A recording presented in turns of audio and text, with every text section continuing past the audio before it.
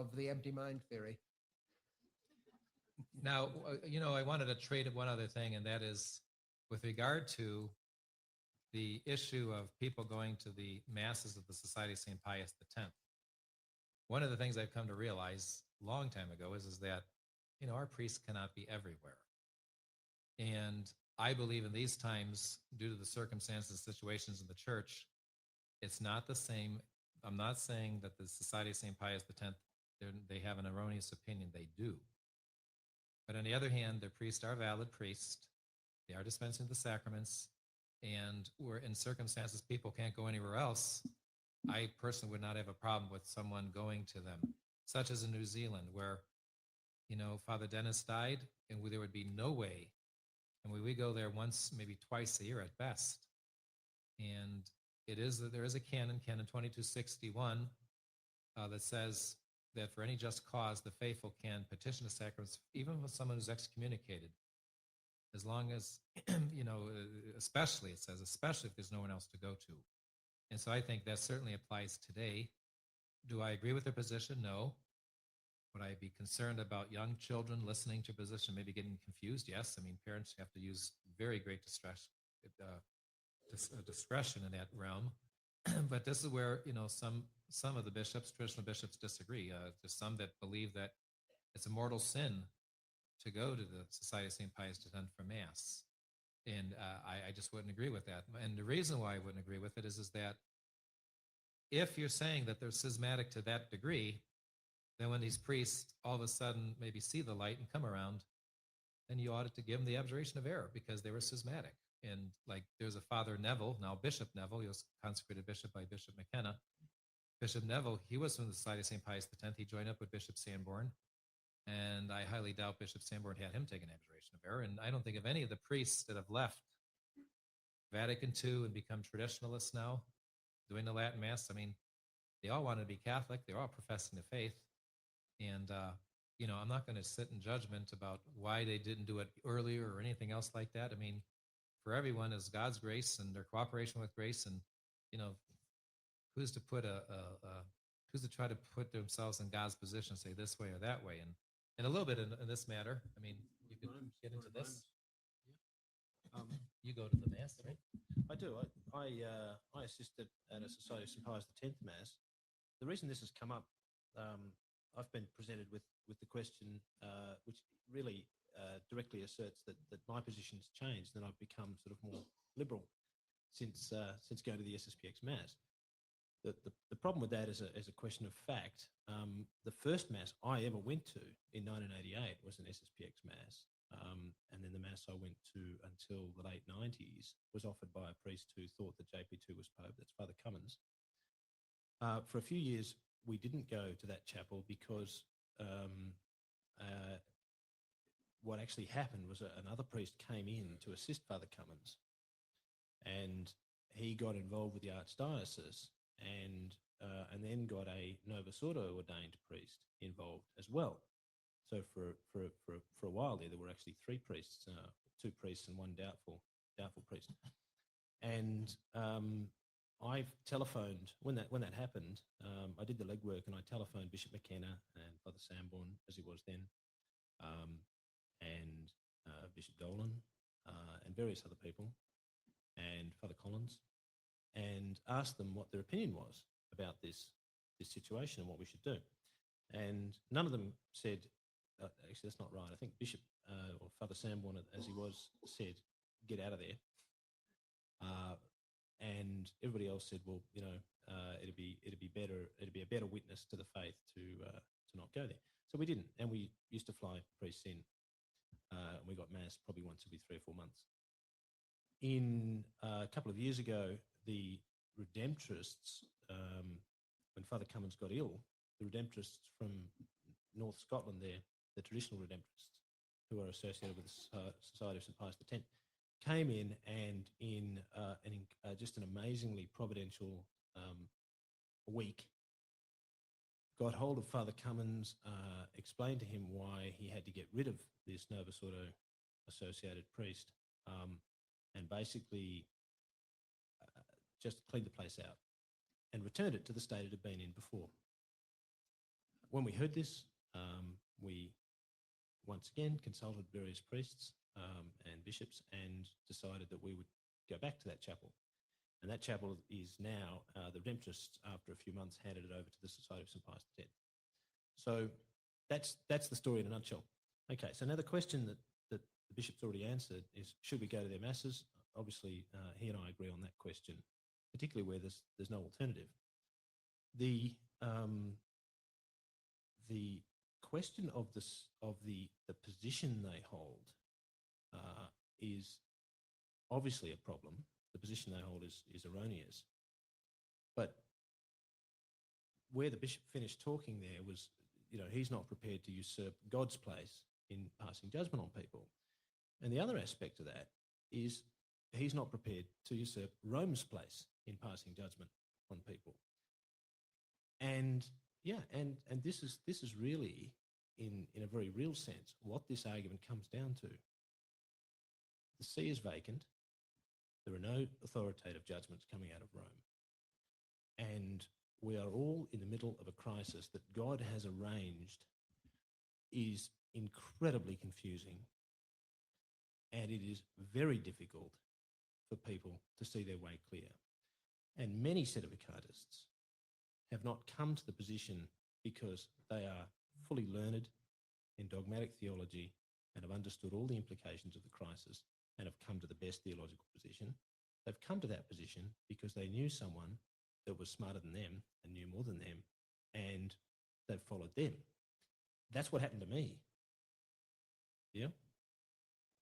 I was convinced by Patrick Henry Omlaw that the see was vacant, and I've learned more about it since.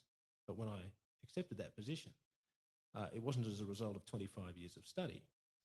So we need to be humble and realise that what was handed to us on a plate in many cases hasn't been handed to other people on a plate. The other thing that's probably worth mentioning is I know personally, as a result of going to SSPX masses, I know personally several of their senior men. I know Father Peter Scott, and I like him.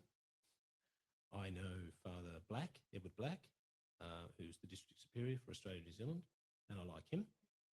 I know Father Violette, who's now the District Superior in Canada, and I like him, I should say. And I even had the opportunity to spend an hour and a half hammering Father Smidberger on the sedevacantist position in private. Now, that's not known, but that's what happened. It is now. It is now. Now, I had that opportunity because I'm a friend of the SSPX, because I don't condemn them, despite my very public sedevacantism. And it probably didn't do any good, but maybe it did. And I guess the point I want to make is that these men have objections to our position, which, if we knew more theology, we would see the weight of those objections. For example, the indefectibility of the local Church of Rome. The local Church of Rome cannot lose the faith. I think this is why, in other words, the indefectibility of the church formally resides in the local Church of Rome, in the Roman diocese. Now, this, I think, is why the message of La Salette was forbidden to be published any further under St. Pius X, because it states directly, Rome will lose the faith. Now, that doctrine or that message wasn't condemned. Very important we understand that. It was never condemned. But it was problematical. It was problematical because all the dogmatic theology manuals say that Rome can't lose the faith. The faith must always be maintained in Rome. Earlier this afternoon, we heard the bishop quoting dogmatic theology manuals, which state that the faith has always been maintained, unsullied, in Rome. And his point was that these men that claim to be the authority of the church in Rome, therefore can't be the authority of the church because their faith is sullied. And that is absolutely true. But the objection then comes in, where is the faith in Rome then? Yeah? Because if it's not in them, it still has to be in Rome. Now, I'm not saying that objection's not overcomable. We can overcome it by pointing out that as long as there are faithful in Rome who have the faith, they are the local Church of Rome.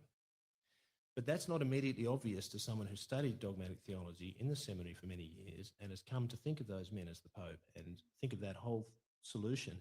And then they hear what we say and they go, well, hang on. This conflicts with X, Y, and Z. And I've only given you X. There is numerous other objections they have, which are really very interesting. And I wouldn't be a sedevacantist if I thought those objections were valid. But I also wouldn't be who I am, which I think is tolerant of their position, if I didn't see the weight of their objections. And this is why I think to say, well, you have to be a sedevacantist or you're not a Catholic, is a schismatic position. That is to enter into schism. That is to cut off communion with fellow Catholics. That's what I think. Okay. Let me try to gather my thoughts here. I wasn't sure where we were going to end. So, no, my own thinking is like, look at Dr. Garleski. He's come a long way. And in fact, I want to be honest. I'll tell you right now, we had our priest meeting in July, and they're talking about having him come to the different parishes. And some of the priests are saying, he's not coming to my parish because I don't know what he's going to say. We don't know who he is. We don't know what he's about. You know, I mean, we didn't. I mean, to some degree we knew, but whatever, there was a couple of whatever concerns, etc. And, you know, but I'm thinking he's heading in our direction if he's not already there. And I want to hear what he has to say. And he's come a long way. And, you know, to slam someone like that and to shut the door on him, to me, is not going to be conducive to our cause. And so, I mean, when he came to Omaha, there's no doubt in my mind. I told the priest, fine, I have no problem. Glad he came. I was glad he could talk to our students. He gave, 5 classes? And he talked to the people after Mass, and this is great. It was good. And so, but I mean, what was clear to all of us is not necessarily clear to a lot of other people. And it takes time. And that's where I think we have to be patient. I'm grateful to God that I had parents that were on the ball. I mean, my father pulled my older brother out of the seminary in 1967. My parents were fighting the priests for the changes in the church. We left the school, went to find something else. Early on, we're going to Latin Mass. I mean, I can't be grateful enough. And you know, the remarkable thing is that Patrick Omler, that's your father-in-law. I mean, he went to the same school my father did, the Christian Brothers down in Amarillo, Texas. My dad was a little older than him, but they went to the same school, I believe. And it's kind of an interesting thing that there must have been really good Catholic education there. But, you know, there's others that have come over a period of time, and it doesn't come like right away. That's one of the reasons why, you know, some of the people might think that, why don't we refuse people who come to the Latin Mass for the first time? Why don't we refuse them communion? I don't, because number one, they're coming to Mass. Number two, they're Catholic, and they profess the faith. They've been misled by what's happened in the church. But when they come to communion for the first time, I'm not going to deny them the sacraments. There's no way. It's morally impossible. I mean, it might be physically possible, but it might be morally extremely difficult to try to explain everything in 3 minutes before they enter that church before Mass.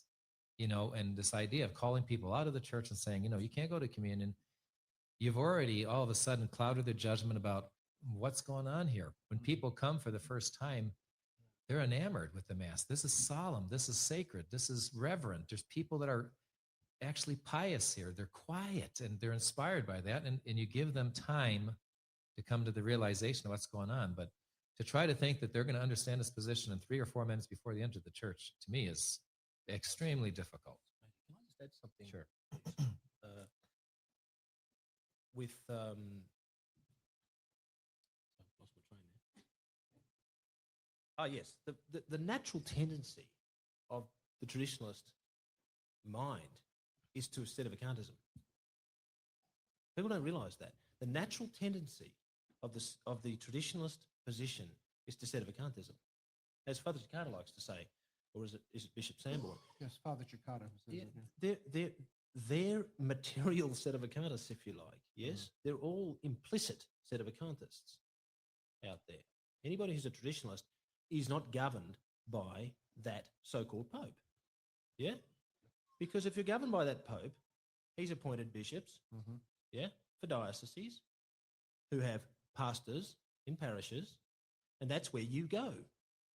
If you're going to the Society of St. Pius X, for example, but there's any number of other examples, not the Indel, that's different, but the traditionalists, the real traditionalists, have broken with Rome practically, even if they haven't yet got their heads to where they need to be in relation to that issue. Now, the reason I mention this is because what actually happens is as they tend towards sedevacantism, they start to investigate it and we scandalise them. Yeah? We scandalise them by or whatever. Yeah? So what we have to do is we have to be nicer sedevacantists. and I have to say that that the CMRI is the organisation which I think is generally regarded by traditionalists out there, including the SSPX, as the nicest, the most charitable sedevacantists that there are. Yeah.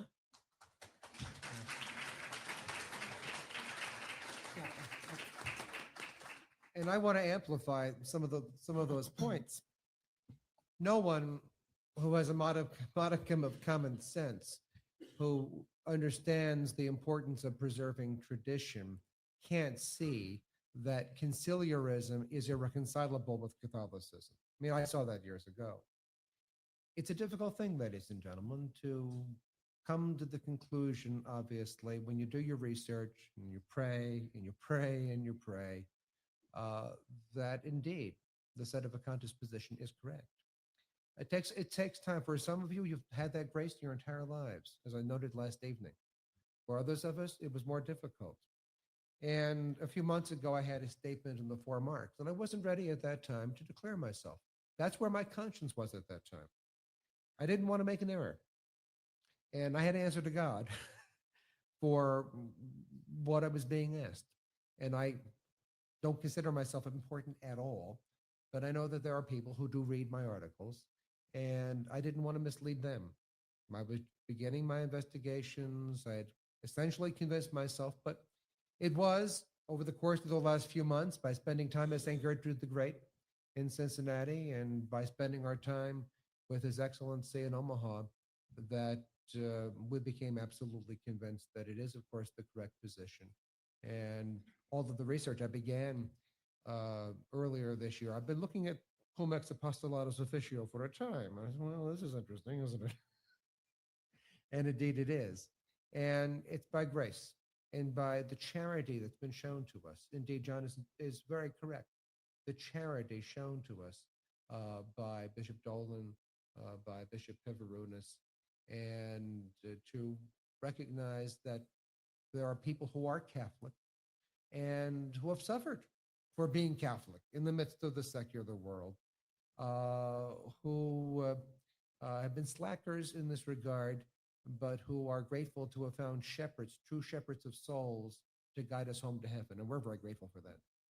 You know, I'd like to add to that. I think that it adds to your credibility, Doctor, that you didn't just jump with both feet into something. It would seem rash, but you thought it out. You plotted slowly, but methodically and thoroughly. I think that adds to the credibility that it wasn't some emotional reaction, but it was more of a, you know, a well thought out thing. And you went by steps, you went by degrees, but it was thought out. And I think that adds to, you know, where you're at now is that it wasn't an emotional reaction. The heck with the Novus Ordo. I'm sick of this stuff going on, and he can't be the Pope. You know, it wasn't it was up here, a decision intellectually. Let me see here. This just a question, what we said about Antichrist. Father Mary Gabriel was talking about this, the book, The Church of Christ by Father Barry. And Father Cicada made a reference to it when he wrote in response to Christopher Ferrera's attack on sedevacantism. But do you remember what that quote was, Father, about? Can you give the gist of it?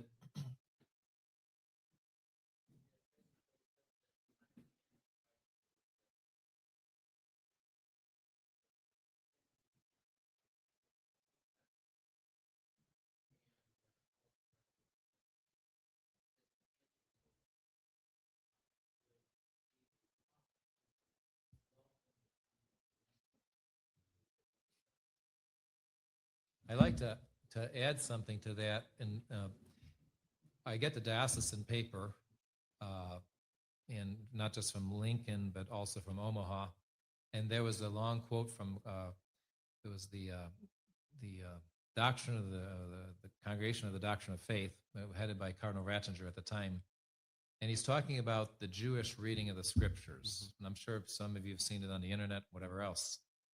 But what absolutely flabbergasted me was that at the very end, it says the Jewish expectations of the Messiah have not been in vain. We, like them,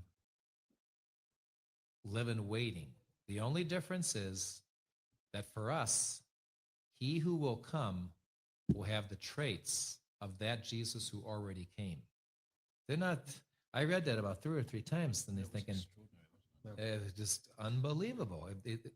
Hey, the second coming is this Jesus coming, the same Jesus who was born in Bethlehem and died on the cross, same Jesus who rose on the 3rd day. It's not going to be somebody else with the same traits. But here he says, he who will come will have the same traits of that Jesus who already came.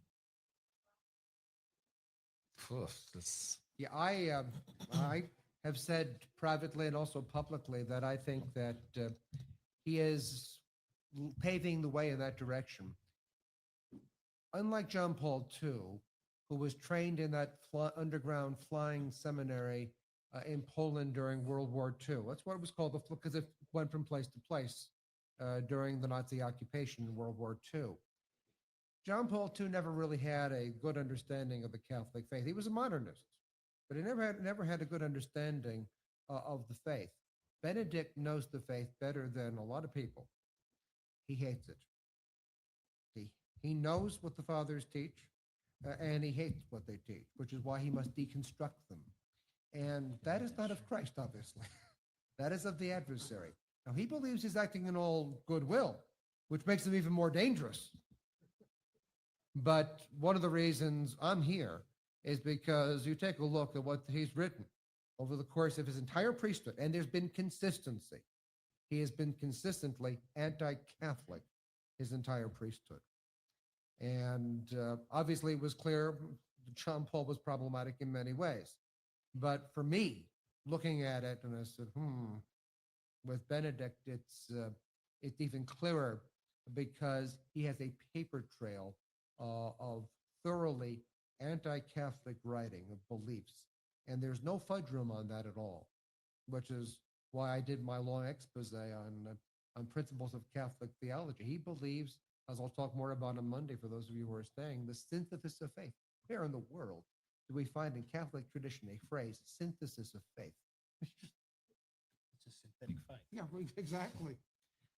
John has the quote from that book there. Father Berry. So this was it was written in 1927, so between the wars. The prophecies of the apocalypse show that Satan will imitate the Church of Christ to deceive mankind. He will set up a Church of Satan in opposition to the Church of Christ. Antichrist will assume the role of Messias. His prophet will act the part of Pope, and there will be imitations of the sacraments of the Church. Well, that's a complete description, isn't it? And St. Nicholas of Flue, too, and Catherine Emmerich.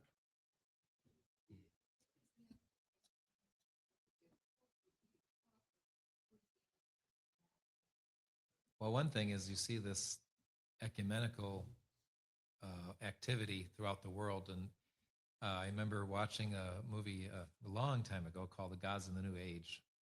So some of you have seen that before, but at the very end, this man was talking about how this man will come, he will enamor everyone, and he will unite all religions, because all the religions are looking for somebody, and this man will answer every religion's aspirations. And the other thing is that the Antichrist will bring peace. Yeah, sure, but a false peace. Yeah, but you have to have war for someone to bring peace. So I think that's what this is why, when the bishop earlier referred to the fact that things are being set up now, and they're coming rapidly to a head. These continual wars the neocons are creating out of nothing. You just get that feeling that we're maybe now at the point where, you know, there will be another one, there'll be an invasion or some sort of conflict with Iran, for example. And then where will that go? You know, one of these will spark something big. So, you know, you can't bring peace if there's not war. No, and the point Pope St. Pius X in his encyclical letter condemning the Sion or French movement, which is exactly conciliarism, August 15th, 1910, said, where is all this leading, this movement, this what he called promiscuous association of Catholics with non-Catholics in the belief they can build a better world interdenominationally rather than the Catholic city? Where is this leading, he said? To the one world church. Pope St. Pius X. 96 years ago now. It's all there. It's all there in the popes of tradition, which is all you have to do. I've been criticized on my website. I quote popes. Yes, I'm trying to quote the popes of tradition to explain the true set of vacantists are the conciliarists, because they act as though the See of Peter wasn't occupied prior to 1958. And nothing they have said matters. I like that. Here's the last question. I think we covered them all. Growing up in the Catholic school prior to Vatican II, I was told that the last pope would be named Peter, as was the first pope, and no other in between. Could it be that St. Peter is in heaven, is our pope today? No, the pope is the vicar of Christ, but the church is as visible as a visible society. You have to be able to see him. So it can't, you know, just be somebody. And then one other thing I was going to say is that I want to stress when that one priest was saying, well, if you don't have cardinal electors because of the situation, then there could be no pope in the future. And we gave those quotes about how if there's doubt about who the cardinals are or whatever, that it could be, it falls to universal church. I want to stress that concept, universal church, because I think here in the Spokane area, there's a Pius the 13th. How many have heard of him, Pius the 13th? Yeah. Have you met him before, Steve? Yeah, Father Polfmacher, Yeah, yeah. yeah. And there's one in Kansas, Michael the First, Michael. And there's Canada. Pierre II in France. There's Pierre II, Peter II in France, and Gregory the 17th, I believe, is up in Canada somewhere. And Benedict the 16th in Rome. There's nutty claimants in every city. No, he died. But is there a successor? I'm not sure. Question here, please suggest 2 or 3 written resources for hesitant inquirers to begin to return to the fold. All right.